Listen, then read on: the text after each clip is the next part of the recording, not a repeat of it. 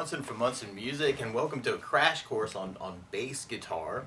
And if you are a guitar player kind of coming into bass, actually the bass is tuned exactly like the guitar low string, so the E, A, D, G, and actually you can even practice bass on a guitar. If you don't have a bass, want to play bass instead of guitar, you can practice it that way. You just break your B and your E string.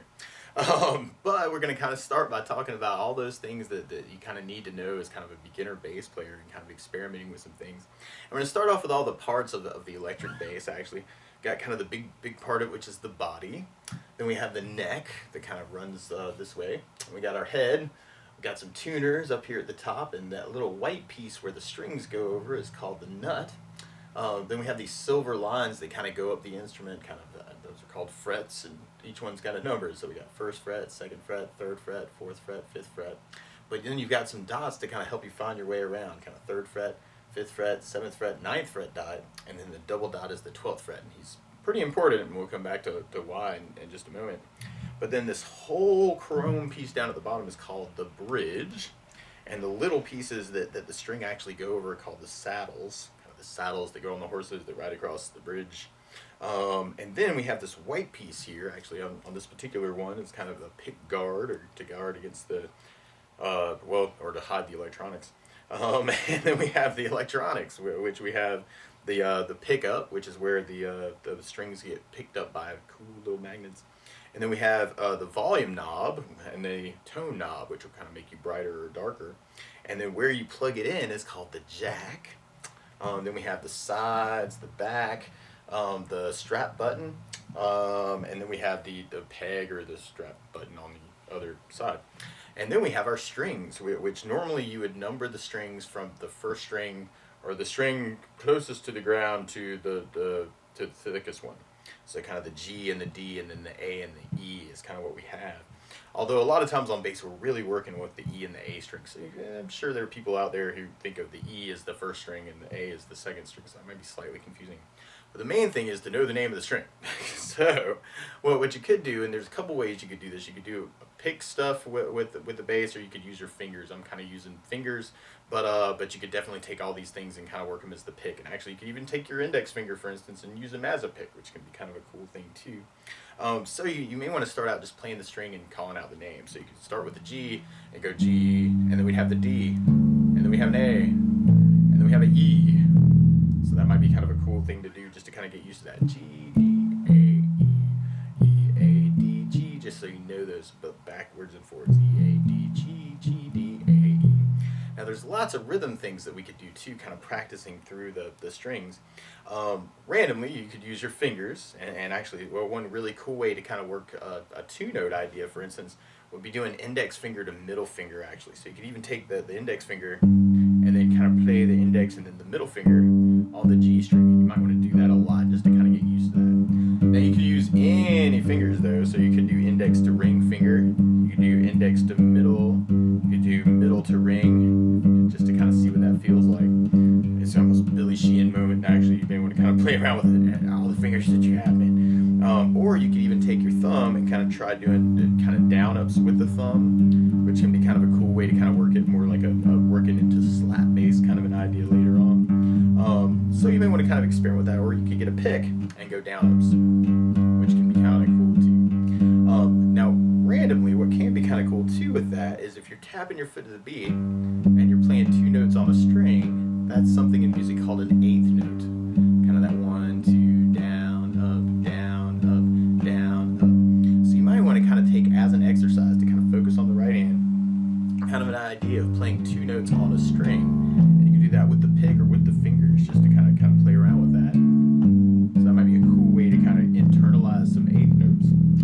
And something else you could do is you could take that idea of kind of two notes on a string and then make it a 3-note per string, kind of 1, 2, 3, 1, 2, 3, 1, 2, 3. And this gets a little weird if you're using your fingers. I mean, normally you would alternate it, so you'd go index, middle, index, and then switch to middle, index, middle. Or if you're doing all three fingers, index, middle, ring kind of works pretty good, to kind of get the triplet idea too. So you may want to kind of try that, kind of 3 notes on each string. Or if you're doing the picking, actually this can get kind of cool too. You'd be doing down, up, down, and then switching to up, down, up. And that's called alternate picking. So you may want to kind of play around with notes and kind of feeling 3 notes. Those are called triplets. Triplet, 1, 2, 3, 1, 2, 3. Or you could really do any number to kind of focus in on the right hand. So if you did 4s, those are called 16th notes. Kind of 1, 2, 3, 4, 1, 2, 3, 4, down, up, if you're kind of working to pick. But any number can be a good idea. 1, 2, 3, 4, 5, 1, 2, 3, 4, 5, 1, 2, 3, 4, 5, 1, 2, 3, 4, 5, or 6s. 1, 2, 3, 4, 5, 6, 1, 2, 3, 4, 5, 6, 1, 2, 3, 4, 5, 6, 1, 2, 3, 4, 5, 6. Main thing is to kind of just play around with the right hand and get him used to moving around on the strings. And then the next thing I normally talk about in kind of a first bass lesson is left hand stuff. And with your left hand, your index is number 1, number 2, number 3, number 4. So what I like to do is I'll start with 2-finger combinations, and sometimes these can feel easier further up the neck. Actually, you'll notice I am using a strap, kind of getting the head up a little bit. Sometimes that makes left hand a lot easier. And you could even take a lot of these exercises and kind of do them on the 12th fret, because it's just really, really close to you. So randomly, you could take the first finger and go to the G string on the 12th fret, and then take the second finger and then go to the next fret, kind of on the 13th fret.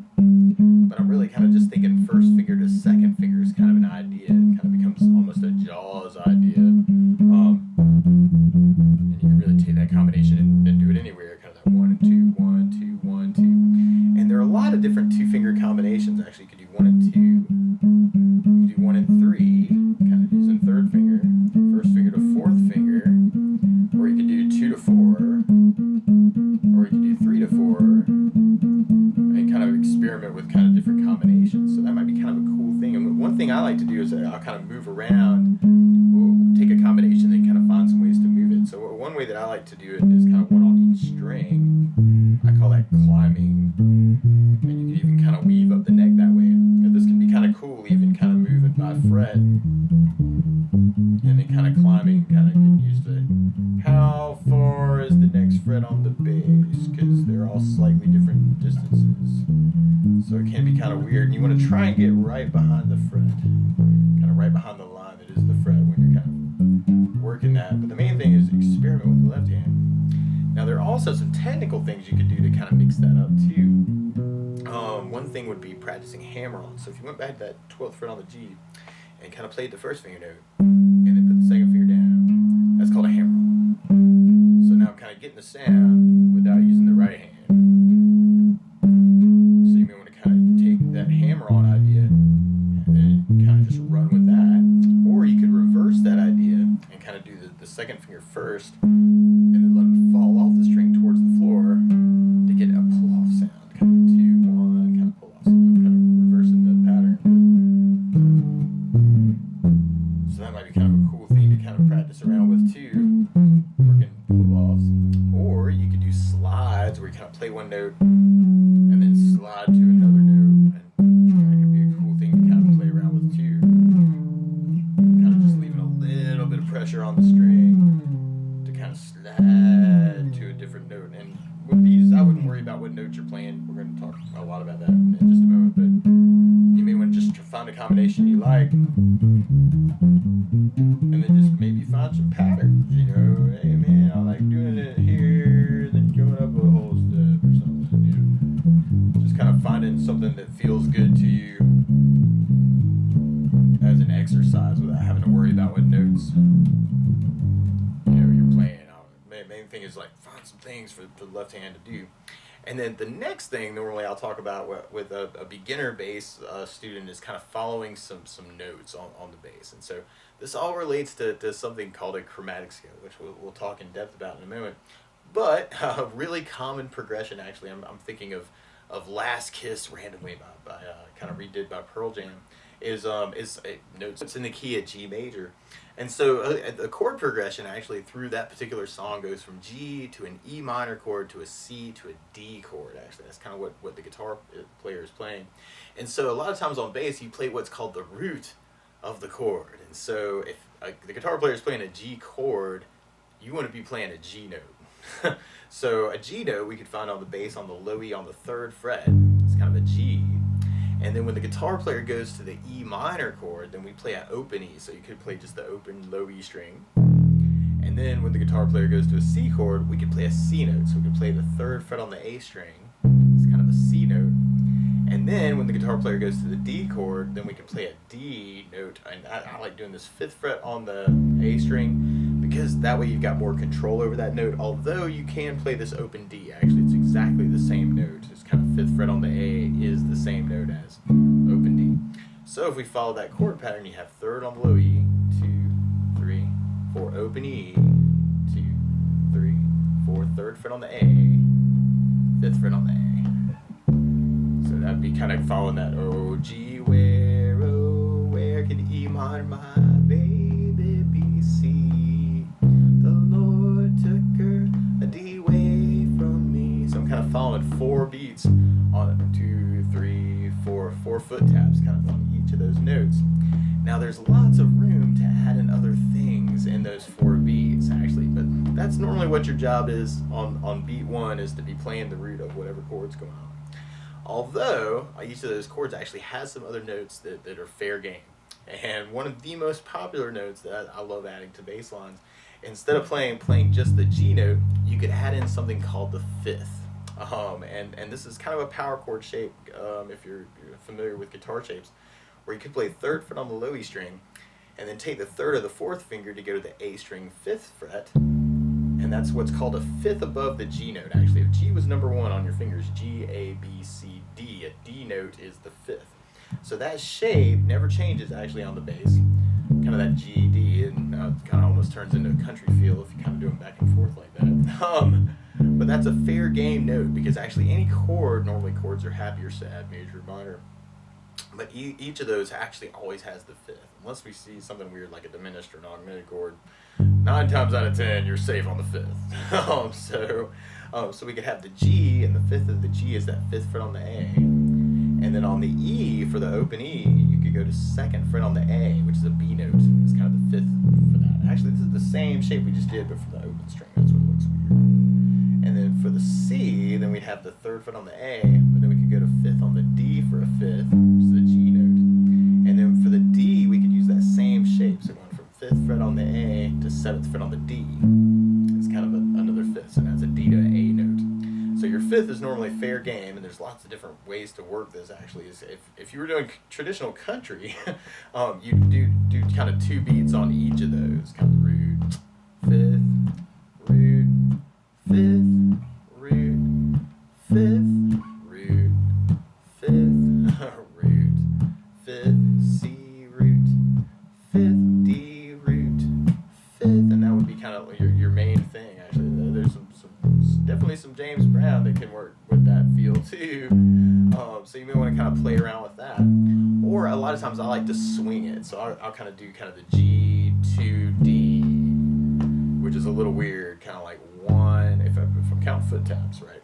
1, 2, and then right when the up foot comes, I'm playing the next, or the 5th, and then hanging out for 3 and 4. So I'm playing the 5th on the up foot, but kind of G, 2, 3, 4, E, 2, 3, 4, C, 5th, D, 5th. So that might be kind of a cool way to kind of work it too, is to swing it a little bit. It's normally called syncopation when you're playing on the up foot, but you may want to kind of play around with that. Something else that can be kind of cool, rhythm-wise, to kind of work it back to the root on beat 4. So kind of a 1, 2, and 3, 4, back to the root. So root, 5th, root, root, 5th, root can be cool too. Root, 5th, root, E minor, 5th, E, C, G, C, D, A, D, G, D, G, E, B, E, C, D, or G, C, D, A, D. So you may want to kind of play around with that. Now, especially if you're digging on Latin stuff or more swing jazz stuff, it can be very cool to add in what's called the 3rd of the chord. So on the G, for instance, if you counted up 3 notes from G, G, A, B, a B note is what we call the 3rd of a G chord, and then we have C, D for the 5th. So you could play 3rd fret on the low E, and then 2nd fret on the A is a 3rd, or a B note, and then we could go to that 5th fret on the A for a D note. So kind of a G, B, D, root, other place you could play the B, and this is always weird because you've got options on bass. But you could go 3rd on the low E to 7th on the low E to 5th fret on the A. It's actually exactly the same note. It's kind of root, 3, 5, root, 3, 5, root, 3, 5. And then for the E minor, you'd be dealing with a E or a B note. So E, and then we'd be going 3rd fret on the low E for a G note for the 3rd, and then 2nd fret on the A for the 5th. And this is a little weird actually, but because it's a minor chord, the 3rd is 1 fret lower than it really should be. Or it's kind of a flat 3rd idea actually. It's kind of an open E to 3rd on the low E for the G note, for that's kind of a flat 3 idea. And then 2nd fret on the A. So you'd be going E, G, B, E, G, B for your E minor chord. Then for the C chord, we could take that same, actually either one of those shapes, actually we were doing for the G chord, and run with it. So 3 on the A to 2nd on the D is an E note, and then 5th on the D is a G note. It's for that C, E, G. If it feels better to do that 3, 7, 5, you can do it that way too. And then for the D, we could do that same shape for the D. Either way, which would be cool. So we kind of be doing little what are called arpeggios, or broken chords, kind of breaking up the notes that are on the chord. So all together, you'd have kind of a G, B, D, E, G, B, C, E, G, D, F sharp, A, G, B, D, E, G, B, C, E, G, D, F sharp, A. It's kind of fair game notes to kind of add in the key of G. Now the shapes that I'm talking about actually are kind of related to something called the major scale. This can be a cool thing to kind of practice if you're starting out too. And a major scale is your do, re, mi, fa, sol, la, ti, do scale. So do, re, mi, fa, sol, la, ti, do, re, mi, fa, sol. And there's a couple different patterns you may want to play around with for the major scale on bass. You could even use open strings actually. You could start 3rd on the low E for a G note, open A, and then 2nd on the A, 3rd on the A for a C note, open D, and then an E note on 2nd fret, F sharp on the D string. It's kind of 4th fret, and then open G. Would kind of be a root position G major. G, A, B, C, D, E, F sharp, G, G, F sharp, E, D, C, B, A, G. Or you could fret those notes, and actually you could play exactly the same notes by going 3 to 5 on the E, and then 2, 3, 5 on the A, and then 2, 4, 5 on the D, and then 2, 4, 5 on the G. So I got the G, A, B, C, D, E, F sharp, G, A, B, C, C, B, A, G, F sharp, E, D, C, B, A, G. Or what I like, especially in upper positions on the bass, is something called a stretch pattern for that. So you can play exactly the same notes, but go 3, 5, 7 on the E, 3, 5, 7 on the A, and then 4, 5, 7 on the D, 4, 5, 7 on the G. So now we're going G, A, B, C, D, E, F sharp, G, A, B, C, D, D, C, B, A, G, F sharp, E, D, C, B, A, G. And what's cool about that is that kind of becomes our ruler for shapes with the bass. So one way to practice that is to kind of practice that for the notes. The other way to practice it is think about it as numbers. So you'd be thinking 1, 2, 3, 4, 5, 6, 7, and then you're back to 1, and then 2, and then 3, and then 4, and then 5. And what's really cool about bass is getting used to seeing that root to 5th. That's where that kind of comes from. And that root to 3 is kind of in the scale. So it's kind of cool because a lot of our things kind of measure things off. So for instance, on a G major chord, right now we're going root 3, 5. If it was a G minor chord, what you would do is you would flatten the 3rd. So now you'd be going from 3 to the 6 on the low E, and then the 5th on the A. That's kind of your root, flat 3, 5 kind of idea. So that's one note that changes between the major and the minor. Actually, if you see that little M, a lot of times you got to flat that 3rd, buddy. But anyway, so you may want to kind of experiment with that too. The kind of those arpeggios, major arpeggio, minor arpeggio, and normally that's kind of some fair game notes you can kind of work over some things.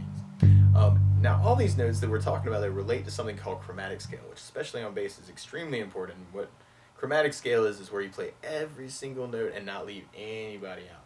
So normally what you would do is start on the E string, for instance, and then you play every fret, kind of open, 1, 2, 3, 4, 5, 6, 7, 8, 9, 10, 11, 12. And actually that's where things are going to start over again, actually. This is weird. When you get to 12th fret, the double dot is where we actually find another E note. So whatever the name of the open string is, E, then the 12th fret on that string is going to be the same exact note, E. So the main thing is that the notes in music. And in music, we use the first 7 letters of the alphabet, A, B, C, D, E, F, G, and then we start over again on A. So we got A, B, C, D, E, F, G, A, B, C, D, E, F, G. Now the weird thing is, a lot of times we throw in some things called sharps and flats. And what a sharp is where you go up 1 fret. So if you started out with the open E, and then you went to 1st fret on the E, that's an F note. But then if you go to 2nd fret on the E, that's what we call F sharp. And then if you go to 3rd fret, that's a G.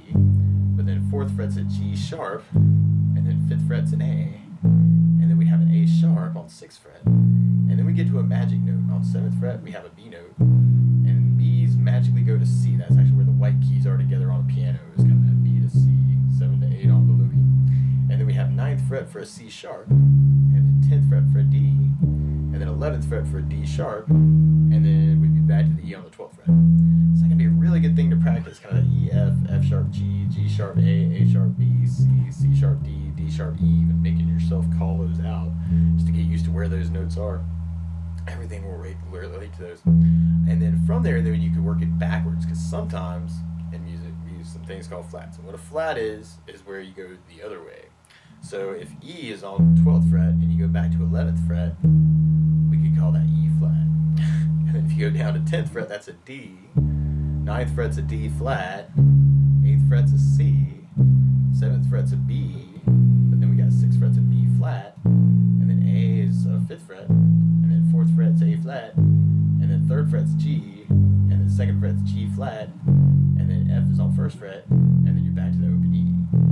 So you may want to just kind of practice that a lot too. E, F, F sharp, G, G sharp, A sharp, B, C, C sharp, D, D sharp, E flat, D, D flat, C, B, B flat, A flat, G, G flat, F, E, just to know those notes. And normally, actually on bass, you're normally using the E string and the A string and then kind of adding shapes normally in other places.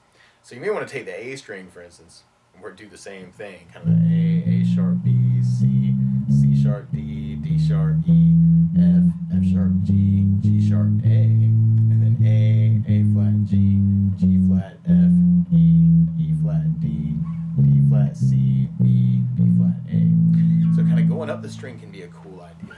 Something else I like to do on bass is something I call note finds, where you go and pick a note. Like we can go, hey, we just did G major. We'll go find all the G's on the entire bass, because this won't take much time because we only have 4 strings. So you got 3rd fret on the low E, which is a G note. You got the open G.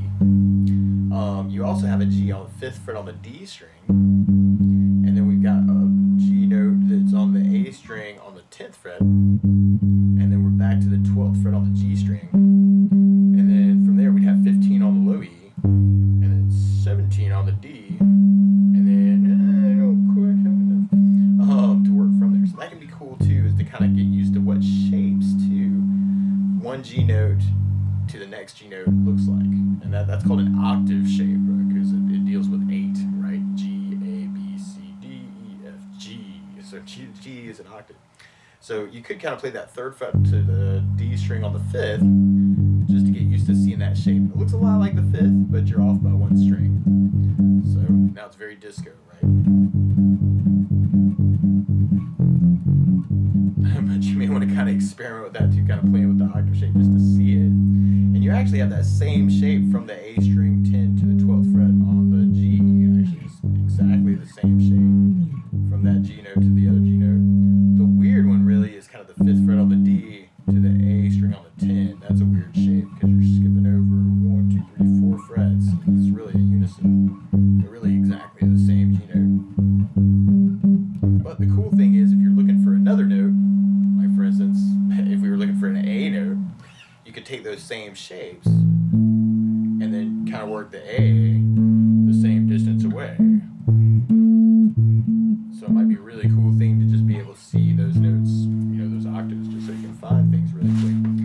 And you could even take the arpeggios we were doing, like the G idea, And then if you wanted to, you could even carry that to the next G note. Might be kind of a cool idea, right? Next octave to the E. Oh yeah. And then C. But then that's a trippy one. And then D. Oh, but if I did it below E, you can see it from there. Yeah, it's the G, E minor, D, or C. Oh, yeah, C. And then D. Or you can throw in that octave at the end. So there's lots of different ways you can kind of work this stuff too, but just getting used to chromatic scale and moving those shapes around can get you a very, very long way as a bass player. Now, the other thing that you want to do as a beginner bass player, now that you know some scales and know where some notes are that you can play a million songs with, is to go hunt and find famous bass lines so people go, oh my gosh, man, that guy's awesome because he plays it exactly like the recording. So one famous bass line that can be kind of cool to start off with is Stand By Me, and I love Stand By Me. Just kind of been in a Stand By Me mood all week. But so the Stand By Me bass line kind of starts off with the E note, and then we go to an F sharp note on the low E on the 4th fret, and then we go to 5th fret on the low E twice. So we got kind of a 0, 4, 5, 5, 0, 4, 5, 5. And what we're doing is we're playing the E and then the G sharp on the 4th fret, and then the 5th fret is kind of an A note. So we're going E, G sharp, A, E, G sharp, A. And then there's this cool little walk down from there where we play 5 on the E, 4 on the A, or on the E, and then 2nd fret on the E. So it's kind of this 5, 4, 2, 2 idea. 5, 4, 2, 2, A, G sharp, F sharp, F sharp. But then we play open E, and then we go back to 2nd fret on the low E for that F sharp note again. So all together from the top we got E, G sharp, A, 4, 5, 5, 5, 4, 2, 2, 0, 2, 2. Kind of working on that on the E string, and then we play 2nd on the low E, open D, and then we go to open D. So that's kind of the weird part, is that 2, open D. Or if you wanted to, you can even jump to that 5th fret if that's a little bit easier to control. And then from there we go open D to 4th fret on the D, and then 2nd fret on the D for an E note. So we're going 0, 4, 2, 2 on the D string. Or randomly, if you wanted to play those same notes somewhere else, you can go 5th fret on the A, 4th on the D, and then 7th on the A would be kind of a cool option for that too. If you're kind of digging on kind of that muting idea. So you got E, or 0, 4, 5, 5, 0, 4, 5, 5, 5, 4, 2, 2, 0, 2, 2, 2, 0, 5, 5, 5, 4, 7, 7, 0, 4, 5, 5, 0, 4, 5, 5. Or if you're digging on the open string, 0, 4, 5, 5, 0, 4, 5, 5, 5, 4, 2, 2, 0, 2, 2, 2, 0, open, open, 0, 4, 2, 2, and then 0, 4, 5, 5, 0, 4, 5, 5. So that may be kind of a cool thing to do too, is kind of work with that and getting to know where those notes are too in the lick. Actually making yourself sing those notes actually can be very, very cool too. E, G sharp, A, E, G sharp, A, G sharp, F sharp, F sharp, E, F sharp, F sharp, F sharp, E, D, D, D, F sharp, E, E, G sharp, A, E, G sharp, A. So that can be kind of a cool thing to kind of practice too. Randomly, another one that might come in very handy at a rehearsal might be Mission Impossible, because sometimes things just don't seem like they're ever going to come together in a rehearsal. So another really cool little bass line you may want to play around with is going 3rd fret on the low E twice, and then going 1st fret on the A, 3rd fret on the A, and then going back to 3 on the low E, and then going back to 1st fret on the low E, and then 2nd fret on the low E. So the little Mission Impossible lick is kind of 3, 3, 1, 3, 3, 3, 1, 2, 3, 3, 1, 3, 1, 3, 3, 1, 2. So you'll be going G, G, and then B flat, C, G, G, F, F sharp, G, G, B flat, C, G, G, you wanted to follow just the chords of Stand By Me and not the actual bass line, you could kind of follow that with that kind of the same ideas we were talking about with Last Kiss. So you could do the A major arpeggio for the A's. The F sharp would be a minor, so you'd have kind of that 2 to 5 on the low E, and then working the 4th fret on the A for your root flat 3 5. It's kind of working that shape. And then for the D, you'd have kind of the major stuff.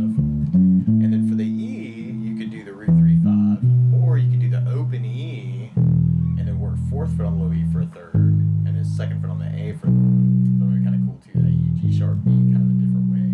So you'd have the A, F sharp minor, D, E.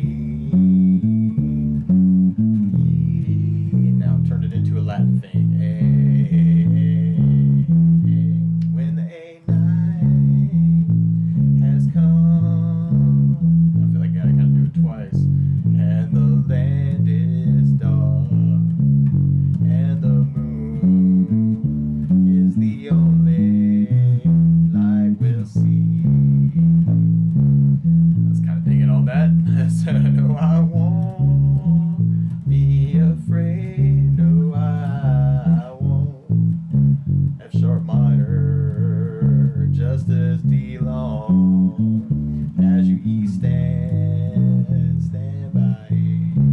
So you may want to kind of play around with that too. That might be kind of cool. But that's a lot of different information that you could kind of get started with the bass for. So thanks for watching my crash course on bass guitar. So good luck.